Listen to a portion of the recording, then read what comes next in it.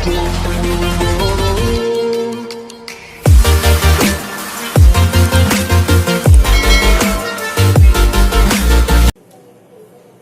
Everyone, so welcome back to Vijay sir's academy.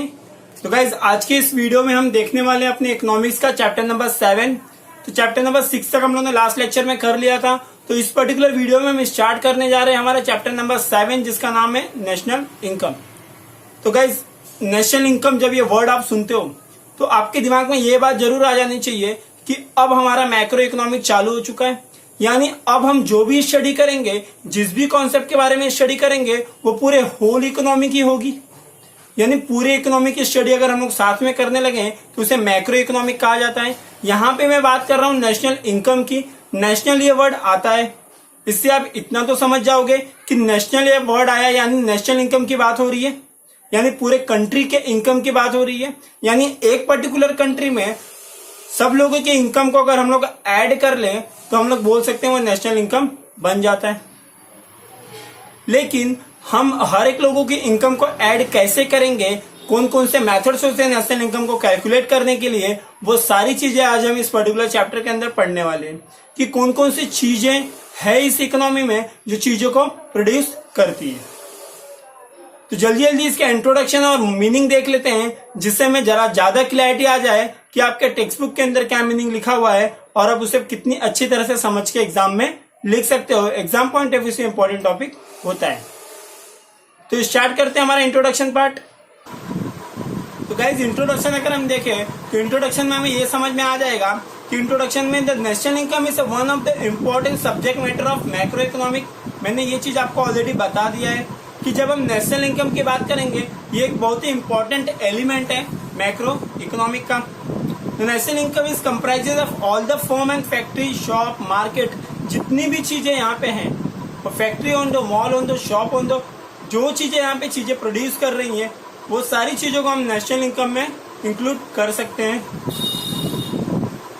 Various department and offices. National income is the composite measure of all the economic activity such as production, distribution, exchange and consumption. चीजों को produce करना, चीजों को distribute करना, चीजों को consume करना, ये सारे के सारे एक्टिविटीज नेशनल इनकम के अंदर आते हैं। But it is also objective of indicator and economic welfare of the country. Economy का इंडिकेटर है, इकोनॉमी को बताता है कि कोई भी इकोनॉमी कितना अच्छा प्रोड्यूस कर रही है, कितना अच्छा प्रोग्रेस कर रही है, और इसके अंदर ये कंट्री के वेलफेयर के बारे में बात करती है, यानी कितना अच्छे से आपका कंट्री ग्रो कर रहा है। In India establishment of national income was in 1949। Bharat के अंदर नेशनल इनकम का कॉन्सेप्ट 1949 से स्टार्ट हुआ था। ये एक तरीके का रेगुलर कंपनसेशन के बारे में प्रॉपर कैलकुलेशन देखना चालू कर दिया इंडियन गवर्नमेंट ने। Regular compilation of the national income estimate, national income के एस्टिमेट का कंपाइलेशन होने लगा, यानी सब जुटा के साथ में रखने लगे, एक टुगेदर करने लगे। प्रेजेंट सेंट्रल स्टैटिकल ऑर्गेनाइजेशन, आज का जो CSO है सेंट्रल स्टैटिकल ऑर्गेनाइजेशन, वो आज कैलकुलेट करता है नेशनल इनकम को, वो पूरा सर्वे कंडक्ट करता है। ये आपका इंट्रोडक्शन पार्ट था, इतना इंपॉर्टेंट नहीं है, आप एग्जाम में इसके पॉइंट्स यूज कर सकते हो, मगर कम यूज करना, ताकि आपका जो मेन फोकस होना चाहिए वो मीनिंग पे होना चाहिए, क्योंकि आंसर्स को काफी बड़े आप एग्जाम में नहीं लिख सकते, आपको टाइम कम होता है और आंसर ज्यादा लिखना होता है। मीनिंग देख लेते हैं क्या है नेशनल इनकम का। Modern economy is the economy hence the national income of a country is express in a money term. Modern economy के अंदर किसी भी नेशनल इनकम को हम मनी टर्म में बताते हैं, यानी पैसे के रूप में उसे बताया जाता है। Total income of the nation is called as national income. Already मैंने बता दिया, लाइन इंपॉर्टेंट है, इसे अंडरलाइन जरूर कर लेगा। थर्ड है in real term. Third paragraph में क्या पूछा है, अब बताया है national income is a flow of goods and services produce in economy during the year. पूरे एक साल में कितना गुड्स फ्लो हुआ, गुड्स एंड सर्विसेज कितना फ्लो हुआ इकोनॉमी में, यह हमें नेशनल इनकम बताता है। आप बस ये 3 पैराग्राफ के मीनिंग्स आपको याद रखने हैं। आप ये मीनिंग लिख लेते हो, उसके बाद डायरेक्ट आपको डेफिनेशन पे आना है। आपको पूरे 3 डेफिनेशन दिए हुए हैं अलग अलग प्रोफेसर्स के, तो मैं प्रेफर करूंगा कि पहला डेफिनेशन आप करो, काफी इजी है और काफी एक्सप्लेनेबल भी है। First the national income committee ने इस पर्टिकुलर डेफिनेशन को दिया हुआ है। पहले देख लेते हैं कि नेशनल इनकम कमिटी होता क्या है। नेशनल इनकम कमिटी गवर्नमेंट ने बनाया था इसे 1949 में, जैसे मैंने ऑलरेडी बता दिया। प्रोफेसर पीसी मोलम्बिस इनके क्या थे, ये चेयरमैन थे, और professor DR Gadgil and professor doctor VKRV Rao ये इनके मेंबर थे। तीनों इनका फोटो नीचे दिया हुआ है, आप देख सकते हो। अब देख लेते हैं इंपॉर्टेंट चीज है जो हमारा डेफिनेशन। नेशनल इनकम क्या करते हैं, national estimate the measures volume of the community turn out during the year. कितना गुड्स एंड सर्विसेज पूरे साल में टर्न आउट हुआ, यानी प्रोड्यूस हुआ, कितना गुड्स एंड सर्विसेज पूरे साल में प्रोड्यूस हुआ। Period counted without duplication. Duplication को पूरी तरह से आपका अवॉइड करना। डुप्लीकेशन क्या होता है, जैसे कि कोई भी गुड्स एंड सर्विसेज जब बनता है वो अलग अलग प्रोसेस पे बनता है, अलग अलग स्टेप पे बनता है। तो आप ट्राई करोगे कि ये जो स्टेप है, ये जो प्रोसेस है, आप क्या करोगे कि इसको पूरे चीज को काउंट नहीं करोगे।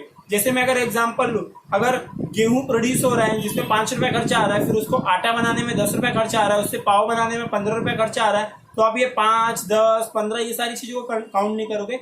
आप डायरेक्ट पाव का प्रोडक्ट, अगर पाव से केक बनता है तो उस केक का जितना प्राइस रहेगा आप उसको एस्टिमेट करोगे, यानी कि पहले का 5, 10, 15 वो सब भी लोगे। यानी डबल काउंटिंग को क्या करता है, ये पूरी तरह से इग्नोर करता है। कौन, नेशनल इनकम।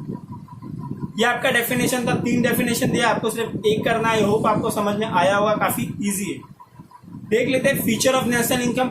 ये भी आपके एग्जाम पॉइंट ऑफ व्यू से काफी इंपॉर्टेंट रहता है।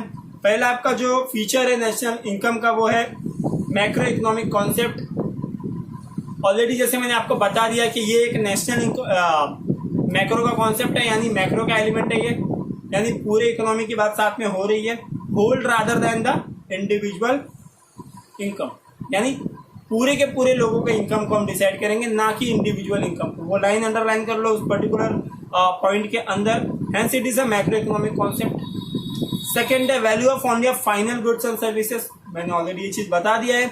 In order to avoid double counting the national income of the value of the final goods. हमेशा फाइनल गुड्स के वैल्यू को काउंट किया जाता है, ना कि इंटरमीडिएट गुड्स को अलाउड किया जाता है।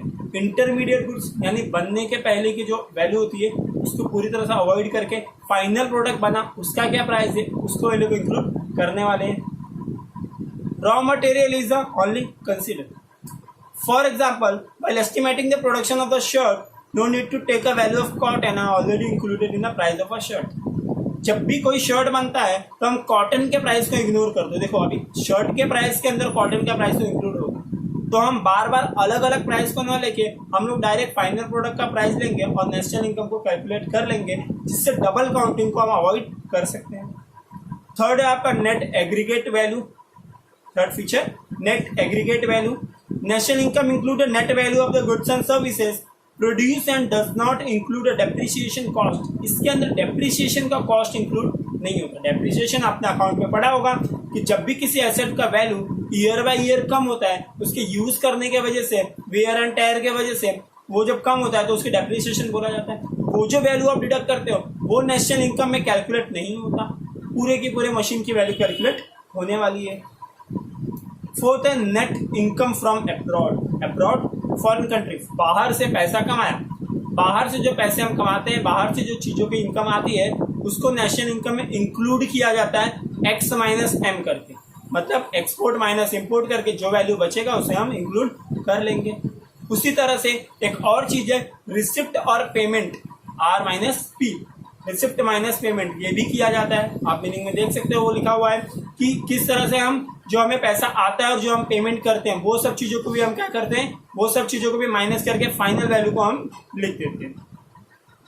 फिफ्थ है फाइनेंशियल ईयर। एक पर्टिकुलर फाइनेंशियल ईयर होता है किसी भी नेशनल इनकम का, जो कि जनरली 1 अप्रैल से 31 मार्च तक का होता है। जैसे आपने अकाउंट में पढ़ा होगा, जो भी आपका फाइनेंशियल ईयर है वो 31 तक जाता है। 1 अप्रैल से 31 मार्च तक ही वो जाएगा। ये आपका फाइनेंशियल ईयर, ये कभी चेंज नहीं होता। 6 है आपका फ्लो कॉन्सेप्ट। फ्लो कॉन्सेप्ट क्या है?